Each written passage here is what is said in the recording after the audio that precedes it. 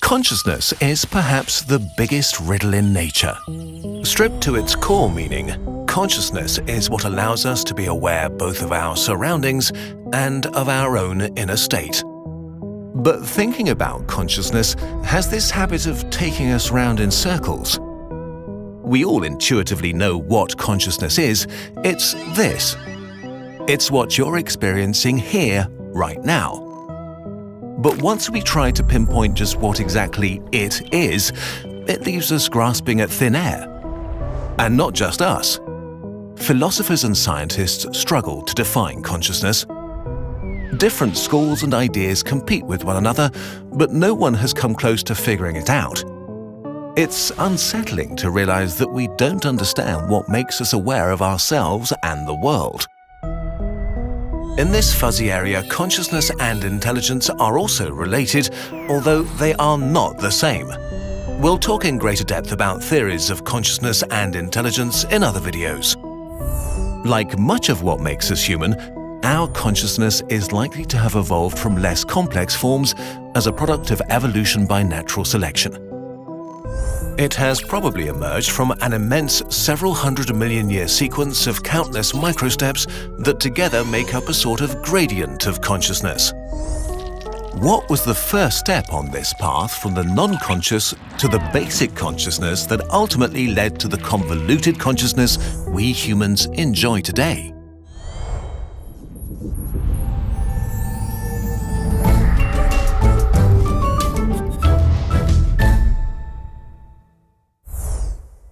Take a stone. The consensus is that a stone is not conscious, though not everyone agrees even on this. Some panpsychists claim that a lump of rock may have an inner life. However, there are no real grounds for any such assumption, since stones never show behavior. Their inner life can neither be proven nor disproven. A more common starting point is with living things. A living thing, or a self, is a part of the universe that sustains itself and makes more of its kind. To do so, it needs energy. And this is where an awareness of the world comes in handy. The original function of consciousness was probably to direct a mobile self that was short of energy to a fresh supply of food. On the smaller scales of life, you don't need to be aware to find food. Trichoplax adherens, one of the simplest of all animals, moves around haphazardly. It slows down in the presence of food and speeds up in its absence. This is highly effective and makes the tiny creature spend more time where there is food than where there is not. But it never moves in a particular direction towards a particular target, and there's no need for it to be conscious of its environment. The first major step towards consciousness was probably taken when mobile selves started to move themselves directionally, moving towards what was good for them, say food, and away from what was less good, say someone else who thought that they were food. Take Dugicia tigrina, a tiny worm known for its funny face.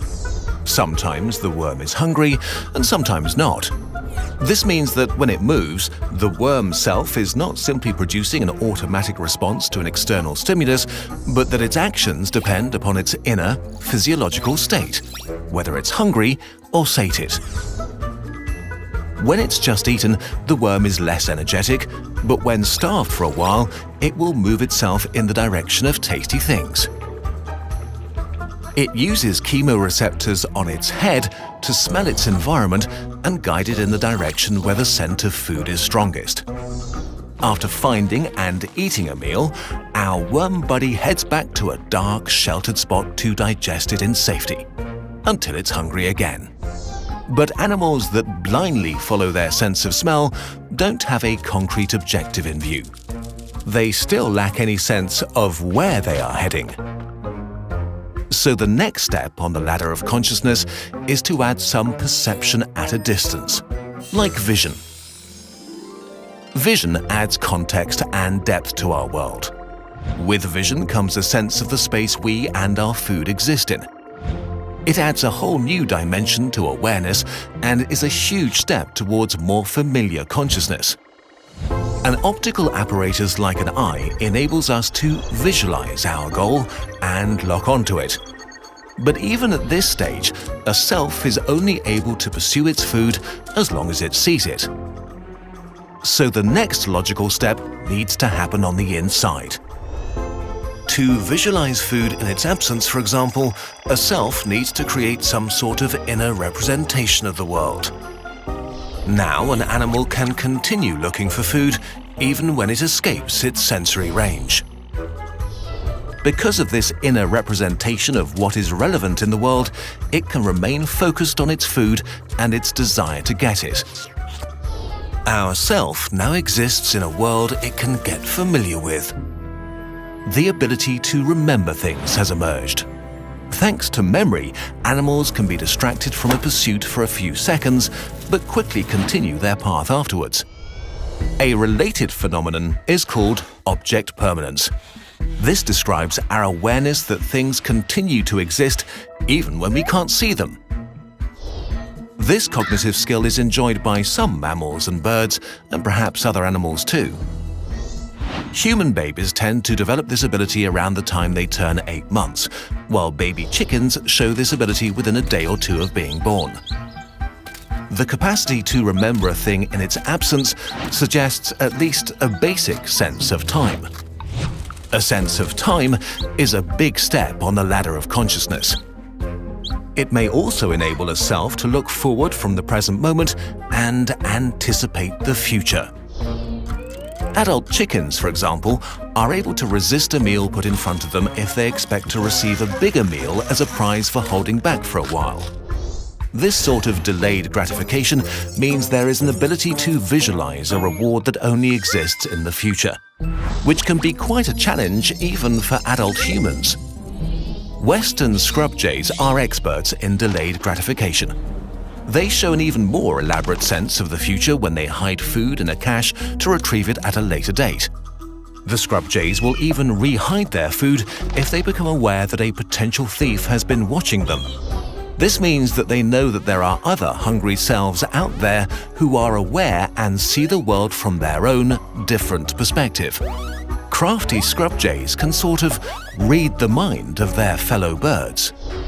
This ability to mind read is crucial for complex levels of consciousness.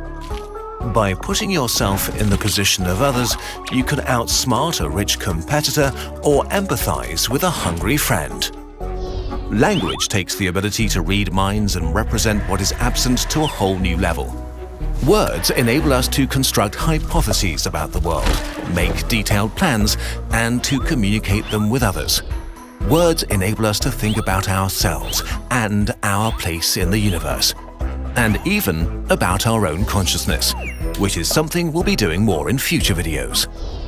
So, what is the origin of our consciousness? It probably began as the directed motion of a hungry self towards a source of food, with the survival benefits this gave it over competitors that moved at random or not at all. It probably all started with the urge for more food. So even with the sophisticated consciousness that allows us to dream about space, build skyscrapers, or obsess about novels, it's not surprising that we can't stop thinking about where we'll get our next meal. Collectively, we've put so much thought and ingenuity into getting food that we can now just get our food to come to us with little conscious effort. This video is part 1 of a 3-part video series relating to big questions of life and the universe, made possible by a grant from the Templeton World Charity Foundation. You can find our sources and further reading in the video description, or get The Consciousness book by Rupert Glasgow for free, link down below. If you want to help us make more videos, you can do so on patreon.com or get one of our posters from our shop.